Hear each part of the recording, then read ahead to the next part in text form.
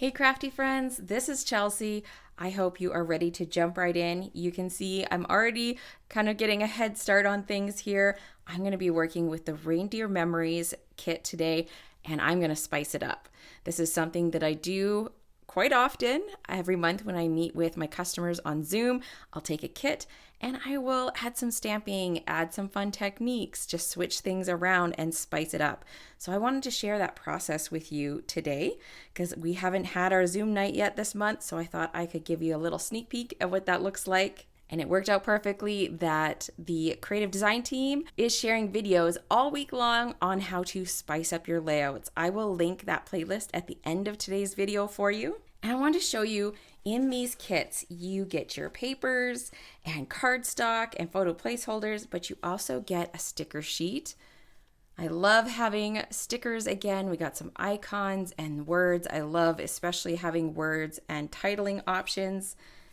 This kit had some paperboard pieces, which is basically thin chipboard, and then also some paper die cuts. You can see I've already been punching away at these. These just punch out super easily.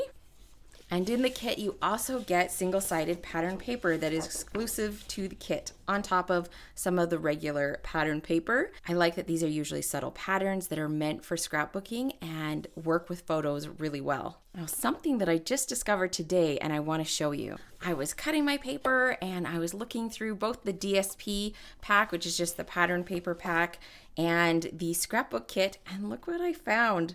The brighter version is from the DSP, the more muted version is from the scrapbook kit, which is genius because usually more muted colors work with your photos a bit better. Most photos don't have quite this vibrant of colors. Sometimes you do, but I think the more muted ones work better for scrapbooking. And then look on the back side, they look almost identical, but they're just slightly more muted. I think that is super thoughtful and a great way to make your scrapbooking easier. If you haven't seen the DSP pack yet, it is filled with super cute, whimsical Christmas patterns. And I think this would look good with so many different kinds of projects. You can see they're vibrant Christmas colors, lots of contrast. Oh, and I really need to get to making some cards with this paper because it is just so cute. I shared a video earlier this fall. I will link it down below for you, and I used the Autumn to Remember kit from Stampin' Up. And I showed you my process, like cutting up my paper, putting it in piles, how I get ready, and then the end result afterwards of what the layouts turned out like. Today we are actually going to make a layout together. And my first switch for this one is that these bases were supposed to be this cream color. I am a huge fan of white. So considering there is white in the paper and in the sticker sheet, I just figured white was a really good substitute for this cream color. And if I follow the directions exactly, which I almost never do, I have a hard time following directions. I'm supposed to use this red and white polka dot, the full sheet as my background, and then trim this cream piece down by 1 inch. So I just have a little red coming up the top and the bottom. And I figured that is kind of a waste of pattern paper. I don't really want to do that. So what I decided to do was to just cut strips. So I have 1/2 inch strips, which will equal that 1 inch. And we're going to put one on the top, one on the bottom. And basically we get the same look that we would have gotten, but we are preserving our paper. So now I actually have quite a bit left over from this kit that I could definitely make at least one more layout, maybe even 2. Now we are spicing up our layouts, and for me, it's just not Christmas unless there's some bling. So I have cut 1/8 inch strips. I know these are tiny, and yes, there may be a little bit more of a pain in the butt to attach, but I usually just use my glue and stick them down. And they are just the prettiest little hint of glitter without overwhelming the page. I've used these on lots of different layouts in different colors, and it's just such an easy way to step it up a little bit and add some twinkle without it becoming like the focal point. Now I'm going to go ahead and add my photos. These are matted on the red, and I'm going to be going something like this. These are from Christmas Eve last year. Christmas Eve was a doozy last year. So I will tell you a little bit more about that as we go along. If you watched my December daily walkthrough video, then you kind of heard some of that already. But since I have a little bit more room on this layout, I'm going to have some space to actually document those stories. This is one of the die cuts. That's just going to go down here, and I will evenly space these. I'm just kind of putting it down to get a feel for where everything is going. I like to do that before starting to attach things in case I change my mind. Now in our inspiration layout here, I'm just going to bring this really close so you can see, there was no photo right here. This was empty, and then we had some stickers, like a little sticker cluster down here with a really large title. I'm going to switch that up because anytime that I can bring in more photos, especially on a Christmas layout, I'm going to do it. I debated on maybe adding like 2 3x4s, or if I want to do like another 4x6. And I think what I'm going to do is do a 4x6, but a portrait orientation, and go something like that.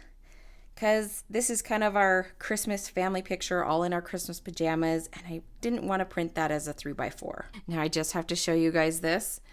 This is our little wiener dog, Frankie. That's my back. Cody came in and took this. I was having a nap, and Frankie just scooched in right beside me, back to back. He was actually pressed up against me, and he had a nap too. Isn't that adorable? So cute. He could barely even open his eyes. He was so tired. Okay, so I'm going to bring in, I have a very large die cut tree here. It's supposed to go right about there somewhere. And then I have some presents. These are actually stickers, but I've used my little embossing pouch, my little embossing buddy, to take most of the sticky off the back so that I can play around with where I want them and how I want them to look. So right now I'm just kind of following the picture for the layout to put all my pieces on and see how that looks. Here we have that paperboard little banner that is supposed to go up here. And there is actually a sticker that sticks on top of that. So this is another opportunity for journaling. All right, so that's that. And here's our little deer that's supposed to go over here somewhere. I don't really want him this far down because he's just kind of floating out in the middle there, and it creates this trapped space in here. So I'm thinking if I bring him up here, that green can kind of be a ledge for him to stand on, so he's just not floating out on the page. Now I have the same kind of floating issue over here. So this is anchored to the pattern paper, but you see how there's nothing at the bottom here. If we move those, this tree is just kind of floating there, and I could move this up, but then I'm going to end up with like quite an empty bottom corner here. And I don't really like that so much. It kind of crunches everything together. I prefer for it to be a little bit lower. And I also, like, these are supposed to go in front of the tree. I don't want to have this like little patch of white space here either. So I think what I'm going to do is I have cut some of this paper. This is about 1.5 inches by 6 for this side, and the 1.5 inches by 8.5 for this side.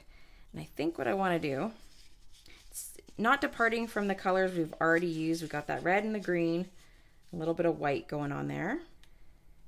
And then we'll just tuck this right underneath to kind of bulk up this cluster of papers and give me a little bit more space to work with and somewhere to anchor my tree and my presents. So now I just have to play with how far I want this. I think I'm going to add this little banner that says family time. This was supposed to go in a different spot, but I think if I add it here, that will work really well. I like to stop when I'm laying things out and just have a step back, have a little look, see how it's coming together. Now I see that I have brown here, but then no other brown anywhere. So I'm thinking I might bring in another sticker. Now this is supposed to be on one of the other layouts, but I'm thinking I might just go ahead and use it, and finding something for the other layout will be tomorrow Chelsea's problem. Today, I'm thinking that this could look good. And I feel like that ties everything together really nicely and fills in this corner. And I could even bring this out a little bit more. I'm also thinking about maybe doing a dovetail here. Since I have one already, I think that would look really nice. For here, I don't think it makes a lot of sense to dovetail this end because it's going to be right where that tree is. Now, as far as a title, this big word joy is supposed to be the title on this page. I'm just going to pop it out and see what it looks like for size. I don't have a ton of room there because my picture is sticking up over my pattern paper. I mean, that could be another point of the brown too, but I think it could work, but I think it's just a little bit heavy for what I want, considering I have my photo here and I really want that to be the focus of this page. Sometimes if your embellishments get too big, then it just takes away all of the attention from your photos. Now, I did tell my ladies that we were going to be using this set. Stamp set's designed for scrapbooking. And I'm thinking this Festive Memories could be a really nice title and fit here pretty perfectly. So let's test that out. I stamped it in Garden Green just on a scrap. I like to do this sometimes so I can just test it out, see if what I'm thinking actually works, see for spacing, for color. Because I haven't stuck anything down yet, but I don't really want to stamp right on my background and then decide that I don't like it. So that's pretty good. I do like that. All right, on our inspiration layout here, we have some stickers in here to just add a little bit of detail on the left-hand side. And then on the other page, we have some little banner stickers here. You can see there's the family time banner that I moved. One of the major reasons I didn't want to put it right here is because I have more pictures from Christmas Eve than this. So I am going to do a couple of flip flaps here just to add some more photos to my pages. And so then I don't have to do a second layout for Christmas Eve. This can be my one Christmas Eve layout. So I do have a couple of 3x4 flip flaps, and I also have a 3x3. These are from Close to My Heart, but Stampin' Up! Is going to be carrying a few sizes of the flip flaps sometime in the new year. So that is very exciting if you've never seen them before. They just fold over like this. They're like a page protector that is sized to whatever the sizing is, 3x4, 3x3, 4x6. And they're scored, so you bend them over and then you peel the covering off the adhesive like that, and then they will stick to your page. I prefer to stick them to my page protector, so once I have them in my album, I will go ahead and stick these on the outside of the page protector so that we can easily flip through and see the other photos. So for my 3x3, that's going to look like this. Frankie having his little feast. He managed to get himself a whole half of a loaded baked potato from Daddy. And I just tell the story on the back side. I printed this right in the Project Life app. And I actually printed these together. I printed these both as 3x4s and then just trimmed them down. But Christmas Eve was it was a hard day. Woke up to a hot water tank leaking, and both of us were sick and not feeling good. End of the day, top it all off, Frankie ate all this potato, barely chewed it, and then had a very upset tummy. So it's not like the happiest story, but that's what happened. And looking back, I can laugh at it now. So you gotta just laugh, right? Hoping for a more normal Christmas this Christmas for sure. And then we're gonna slide this in here. So these have adhesive up here. So when you're sticking your photos together, I like to actually attach them together so that they don't shift around. And then when you flip it up, you want your photo facing the correct way. All right, so these will get stuck together like this, almost like a little book. And then they will go on top of my photo mat on the outside of the page protector. So you can just flip through, looking at the Christmas pajamas. Usually Christmas Eve is when we get to unwrap and put on our Christmas pajamas. I pre-washed them, so they're ready to go. We are not doing laundry on Christmas Eve. I'm just gonna put those off to the side for now. And while we're here looking at photos, I'm thinking I might like a little border of white around my photos. At least around these ones, just to help them pop off that red. Yeah, I think I'm gonna do that. I'm gonna go ahead and cut down my photos. Okay, I ended up cutting my photos just a tiny bit smaller than I meant to. When I started cutting, I was thinking that my red mats were 4x6, but they are 4¼ by 6¼ which usually I'd go 4x6 and then trim things down from there. So my whiteboards are a little bit bigger than I was planning, but I don't mind it at all. I think it really helps draw your eye into these photos. And they are all maybe not the best quality photos. My head is cut off, but it's really capturing the motion and the fun of the evening, opening some presents, and Frankie's right in there sniffing everything. He loves to open presents. He just tears into packages. I actually have to make sure I don't put packages down there too early or he'll decide to open them up. So I went ahead and stuck down my pieces. All of this is attached except for these top pieces, the top pieces up there, and this piece down here, because I have to layer under here. And I'm thinking of another way to spice up this layout. One of my favorite things to do on my pages is stamping. And I was looking at this set, I'm like, what else would I want to use off of here? And then I was looking at this one. It's kind of like falling snowflakes, or it could be even like little stars, depending on how you want to look at it. And I thought this might look nice coming down from the top. I don't know that I want to go all the way, but I was thinking maybe just around here, and then maybe a little bit more on this side as well. Maybe just the two edges, or I could even add some right here where the page is split. That could be nice too. Now, I would really like to add gold, but unfortunately, I don't have a gold ink pad. I keep meaning to buy one, and then I keep forgetting. So I don't have gold, but I was looking at my inks, and this acorn color from Close to My Heart, it's brown, which would tie in with the brown we have going on here. It's just a little bit warmer, but when you stamp it, it does look a lot like gold. As I did a test stamping before I stamp on my base page, and I do like how this looks. I would use the light pool color that's in this kit. If I had any blue, like I have a tiny little bit of blue on this photo, but that's getting covered up by my flip flaps. So I really don't have much blue on here. I would stamp these in blue, but I think I kind of like this. If you find that you have a lot of stamp sets and you are not using them on your scrapbook pages, you are not alone. I was the same way for a very long time, and actually it took one of my customers pointing it out to me and asking for more ideas for using stamps on her scrapbook pages. And then I realized that I didn't tend to stamp on my pages, so I really made a concerted effort to do that. I'm just going to add some scrap paper under here so I protect my Versamat. And really the way that I make sure I'm adding in stamping to my pages, it's become habit now, but at first what I would do was pull my product that I wanted to use on a layout, and then I would also pull a stamp set at the exact same time. So that could be a good way for you if it's something that you often forget about. When you're pulling product for a layout, automatically go find a stamp set that goes with it. Okay, I was thinking that I kind of want to leave a gap so I didn't have solid background under there, but now looking at it,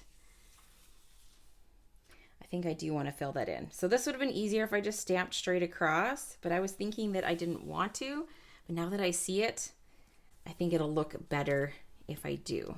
Okay, I really love that. You know, it's one of those things, you never know how it's gonna go. Okay, now I have to figure out how I want it to go on this side. And this time I am gonna show you the stamping. Last time my head was in the way the entire time, so this round it's in a good spot for me to show you how I'm doing the stamping, and I'm gonna start right at the edge and then just work my way along. And while I'm doing that, I wanted to remind you that the Creative Design Team membership is open for registration right now until November 20th.